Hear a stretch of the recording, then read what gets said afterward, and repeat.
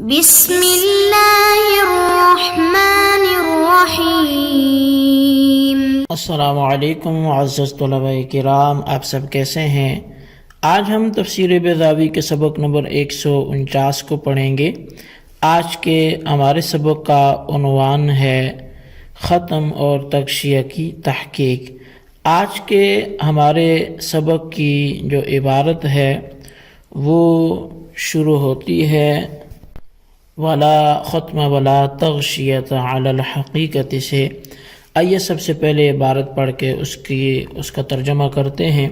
اس کے بعد پھر سبق کی باقاعدہ وضاحت کی طرف بڑھتے ہیں۔ مصنف علیہ رحمہ لکھتے ہیں ولا ختم ولا تغشیۃ علی الحقیقت وانما المراد بهما ان يحدث في نفوسهم هيئة تمرنهم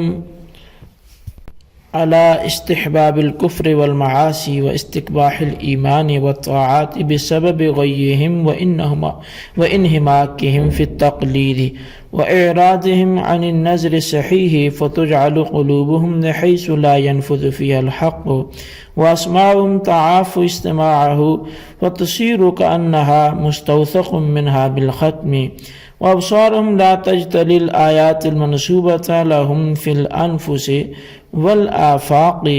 كما تجتليها أعين المستبصرين، فتصير كأنها غطي عليها وحيل بينها وبين الأبصار،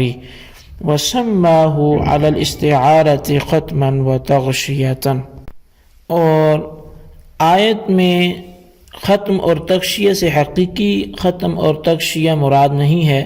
بلکہ ان سے کفار کے نفوس میں ایسی حیت کا پیدا کر دینا مراد ہے جو انہیں کفر و معاصی کی پسندیدگی اور ایمان و طاعات کی ناپسندیدگی کا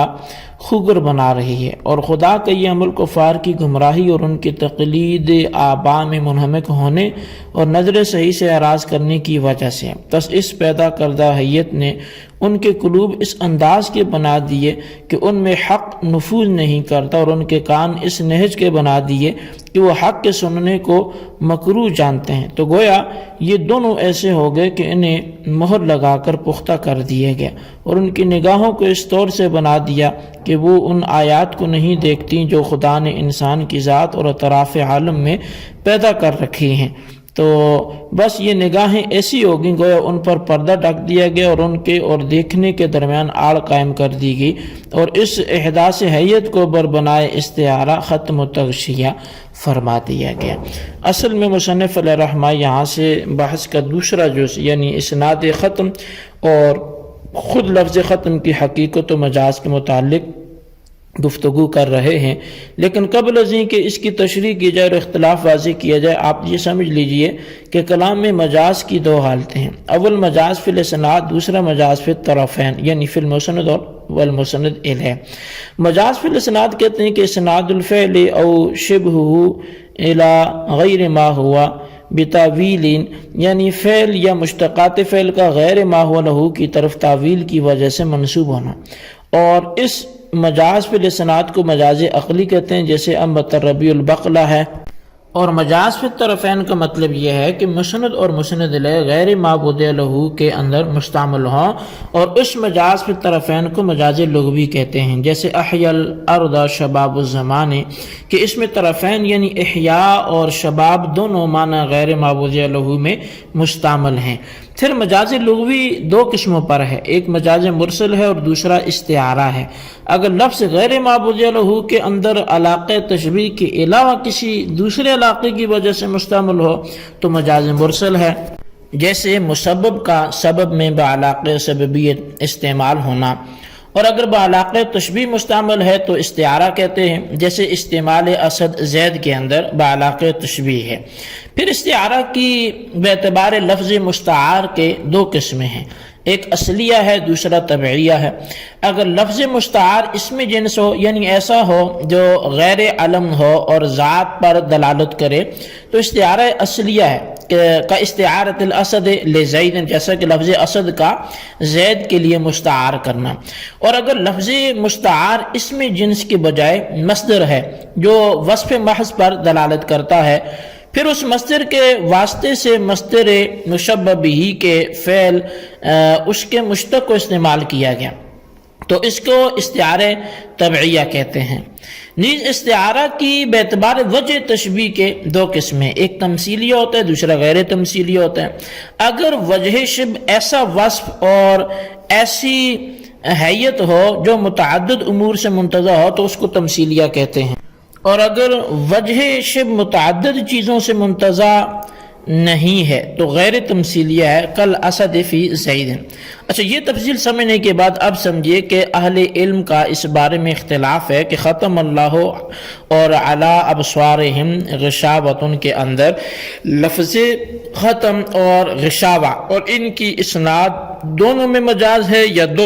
دونوں میں نہیں ہے، یا ختم اور غشاوہ میں ہے اور ان کی سند میں نہیں ہے۔ اور اس کو یوں بھی کہہ سکتے ہیں کہ آیت میں مجاز لغوی و عقلی دونوں ہیں یا دونوں نہیں ہیں، یا لغوی ہے اور عقلی نہیں ہے، تو معتزلہ دونوں کے قائل ہیں، اور اصحاب ظواہر اور حسین بصیری دونوں کے قائل ہیں، اور جمہور اہل سنت و جماعت مجاز لغوی کے تو قائل ہیں، عقلی کے نہیں ہیں۔ تو معتزلہ اور اصحاب ظواہر دونوں جمہور اہل سنت و جماعت کے ایک ایک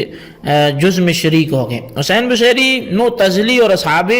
ظواہر کا کہنا یہ ہے کہ ختم اور تغشیہ یعنی پردہ ڈالنا اپنے حقیقی معنی پر ہے، مگر اصحاب ظواہر کہتے ہیں کہ کیفیت ختم و تغشیہ صرف خدا ہی کو معلوم ہے کہ وہ کیسے کس کیفیت پر پردہ ڈالا ہوا ہے۔ اور حسین بصیری معتزلی نے اس کیفیت کو یہ بیان کیا کہ جب بندہ کفر کی انتہا کو پہنچ جاتا ہے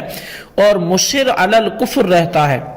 اور خدا کا اس کے بارے میں یہ علم قائم ہو جاتا ہے کہ اب یہ ایمان نہیں لائے گا، تو بطور علامت کے اللہ تعالیٰ اس کے قلب پر لا یؤمنون لکھ دیتا ہے، اور یہی اس کے عدم ایمان کی مہر ہوتی ہے، یہی ختم کا معنی ہے۔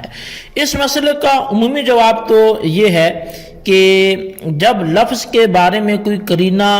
قرینہ صارفہ عن الحقیقہ موجود ہو، یعنی حقیقت سے پھیرنے والا کوئی قرینہ موجود ہو تو ہی مجاز پھر متعین ہو جاتا ہے۔ بس یہاں عقلی قرینہ وہ موجود ہے جو اس کا تقاضا کرتا ہے کہ ختم اور تغشیہ اپنے اصلی معنی پر نہیں ہے، کیونکہ قلب حقیقتاً ختم وغیرہ کو قبول کرنے کی صلاحیت نہیں رکھتا کہ ختم یعنی مہر وغیرہ وہ دل پر لگے، تو بس مجاز ماننا ہی متعین ہوگا۔ اور خاص طور سے اگر حسن بصری کا یا حسین بصری کا جواب دیا جائے تو وہ یہ ہے کہ ہم ان سے پوچھتے ہیں کہ علامت لا یؤمنون لگانے سے کیا فائدہ ہے۔ اس بات کا جواب تین ہی صورتوں میں ہو سکتا ہے، اور وہ تینوں صورتیں باطل ہیں۔ اب پھر استعارہ کی دو قسمیں، ایک تمثیلیہ ہے، دوسرا غیر تمثیلیہ ہے۔ اچھا، آیت میں دونوں ہو سکتے ہیں۔ پہلے قاضی صاحب نے غیر تمثیلیہ بیان کیا ہے، اور غیر تمثیلیہ کی بھی اصل میں دو قسمیں ہیں، ایک تو اس کی اصلیہ قسم ہے، دوسری تبعیہ ہے۔ اتنا سمجھنے کے بعد یہ سمجھیے کہ ختم اللہ علی قلوبہم وعلی سمعہم میں استعارہ تبعیہ ہے، اور وعلی ابصارہم غشاوہ میں استعارہ اصلیہ ہے۔ ختم اللہ یہ آخر تک استعارہ تبعیہ اس طور پر ہے کہ خداوند تعالی نے ان کفار کے قلوب میں جو ادراک حق کے لیے اور کانوں میں جو اصوات حق کو سننے کے لیے بنائے گئے تھے، ان کی گمراہی کی وجہ سے ایک ایسی حیت اور صفت پیدا فرما دی جو ان کفار کو محبوبیت کفر و معاصی اور مکروہیت ایمان و طاعات اور کراہت استماع حق کا عادی بنا رہی ہے۔ اب اس احداث حیت یعنی حیت کے پیدا کرنے کے مصدر کے ختم کے ساتھ تشبیہ دی گئی، اور پھر اس تشبیہ کے واسطے سے ختم کے مشتق لفظ ختم کو مشبہ کے اندر بطور استعارہ تبعیہ کے جو ہے وہ استعمال کیا گیا۔ اور وجہ تشبیہ وہ منع النفوذ ہے، یعنی کسی چیز کو اندر آنے سے روکنا۔ بس جس طرح مہر جو ہے وہ غیر مرسل الیہ کے تصرفات کو غیر مضمون سے روک دیتی ہے، اسی طرح یہ حیت محدثہ نفوذ حق اور ادراک حق کو قلب میں اور اصوات حق کو سمع میں آنے سے روک دیتی ہیں۔ تو ایسا ہو گیا کہ گویا کہ ان کے قلوب اور کانوں پر جو ہے وہ مہر لگائی گئی، اور اعلیٰ ابصار میں غشاوہ میں استعارہ اصلیہ اس طور پر ہے کہ اس حیت کو جو کفار کی نگاہوں کو ان آیات توحید اور رسالے سے جو خود انسان کی ذات اور اطراف عالم میں موجود ہیں روک رہی ہیں، تشبیہ دی اس پردے کے ساتھ جو دیکھنے والے کی شعاع نوری اور یا شعاع نوری کو مرئی تک پہنچنے سے روک دیتا ہے، یعنی جو دیکھنے والے کی شعاع بصر اس کو مرئی تک پہنچنے سے روک دیتا ہے۔ تو وجہ تشبیہ یہاں پر بھی منع عن النفوذ ہے، یعنی جس طرح پردہ شعاع بصری کو روک دیتا ہے، اسی طرح یہ حیت محدثہ بھی کفار کی شعاع بصری کو آیات تک پہنچنے سے روک دیتی ہے۔ بہرحال یہ ہمارے آج کے سبق کی عبارت ترجمہ وضاحت، اس کو اچھی طرح سمجھیں، اس کو خلاصے کو اپنے رجسٹر پر ضرور لکھیں اور بالخصوص ان سوالات کے جوابات بھی دیں۔ سوال نمبر 1 یہ ہے کہ استعارہ کی ابتداً کتنی قسمیں، اور سوال نمبر 2 یہ ہے کہ استعارہ غیر تمثیلیہ کی تشریح تحریر کریں۔ اللہ تبارک و تعالیٰ سے دعا ہے جو کچھ ہم نے پڑھا سنا اسے یاد رکھنے کی توفیق نصیب فرمائے، آمین بجاہ النبی الامین صلی اللہ علیہ وسلم۔